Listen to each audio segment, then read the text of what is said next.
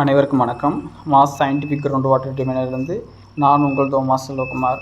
So இன்றைக்கி எங்கே நிலத்தடி நீர் பார்க்குறோம் அப்படின்னா வேப்பிலைப்பட்டி சேலம் மாவட்டத்தில் அமைஞ்சிருக்கு. ஸோ நம்ம பாயிண்ட் பார்த்ததுக்கு பக்கத்தில் ஒரு 2-3 போர் வந்து 600-700 அடி போட்டு ஃபெயிலியர் போர்.